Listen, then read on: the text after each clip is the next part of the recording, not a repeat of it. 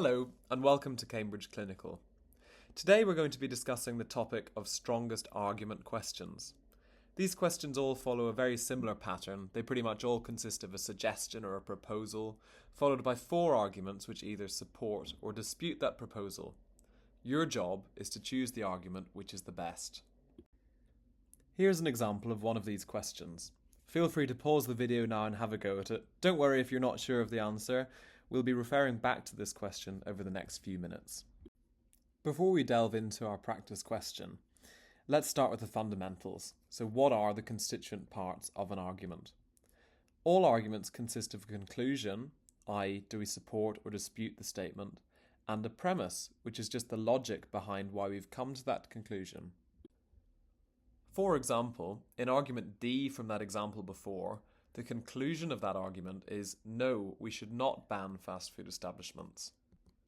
While the premise is that lunchtimes are too short to rely on any other way of getting food. Now that we understand what actually makes up an argument, we can look more at what makes such arguments strong.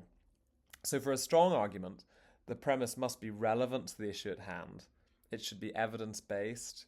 It should avoid being driven by emotion, but by facts instead, and it should address every aspect of the proposal.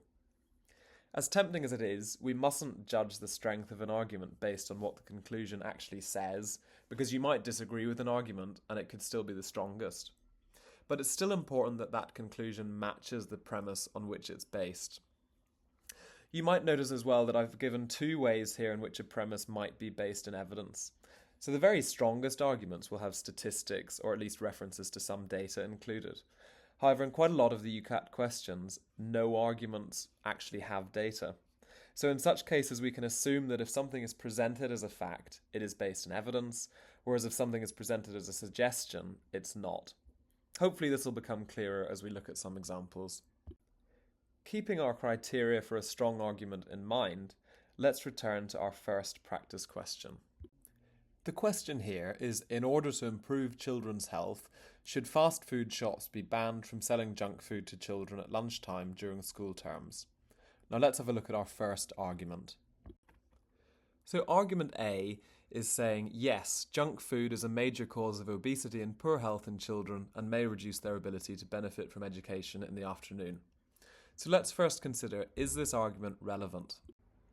Well, yes, I would say this argument is relevant, as the question is primarily based on improving children's health, and the main thrust of argument A is about poor health in children and obesity, as we can see here. So let's now consider if it's evidence-based. Now, it's immediately obvious that there are no data or statistics in this argument. However, actually, none of the arguments for this question have any data in them. So we're going to go back to using factual language to infer whether something is evidence-based. And here it is saying junk food is a major cause of obesity. That's a statement. And so this is probably about as evidence-based as we can get in this situation. The argument is also non-emotional and avoids emotive language, and it manages to address the whole question. Now let's have a look at argument B. It says, yes, children who leave school to visit junk food shops at lunchtime will be unsupervised and may become a nuisance in the neighbourhood. Now, first of all, is this relevant? Well, I would argue it's not actually. Again, we're trying to talk about improving children's health, but argument B is primarily concerned with the fact that children won't be supervised, the fact that they might become a nuisance. And while this is maybe important for some people, it's not relevant to this question. It's also not evidence-based. We don't know that children will become a nuisance. It's only suggesting that they may become a nuisance. It does manage to be non-emotional, which is good. However, because it is so irrelevant, we couldn't possibly say that it addresses the entire question. So overall, argument B is less successful than argument A. Argument C says no. This will reduce the number of customers fast food shops have and may very well put the owners out of business, increasing unemployment. Now, once again, you can see that this is not a relevant argument because we're primarily concerned here with unemployment, which again, it might be an important concern, but it isn't the concern raised in the question. Again, we're using a suggestion rather than a fact. It may put the owners out of business, but we don't know that for sure. It is non-emotional, but it can't be considered to address the entire question.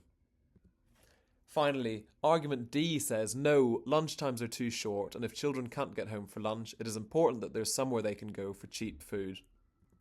Now, it's clear at this point, this is also an irrelevant answer, because we're talking about cheap food or lunchtime length, neither of which is related to children's health.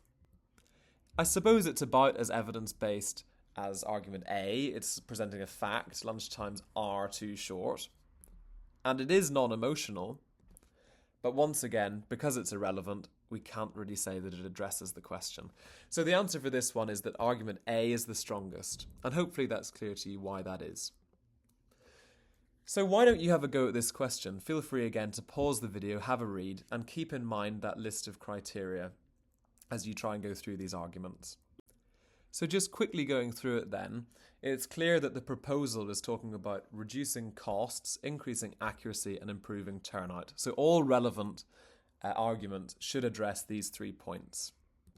Argument A, it does talk about turnout, but it doesn't mention costs or accuracy, so we can't really say that it answers the whole question.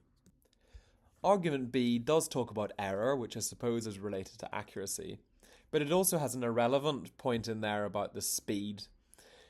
Once again, it doesn't address the whole question. There's nothing there about costs or turnout, and it also makes these statements with absolutely no evidence. Now, looking at argument C, we can see that it references cost, it references turnout, and it references accuracy. So this is definitely the most relevant argument so far, and the one that addresses all aspects of the question. Finally, with reference to D, there's really nothing relevant there. It doesn't talk about cost, accuracy, or turnout at all. So we can conclude that C is the best argument in this question. So that pretty much sums up how to answer the strongest argument type questions. Remember always to think about relevance, evidence, emotion, and the ability of an argument to address all parts of the proposal.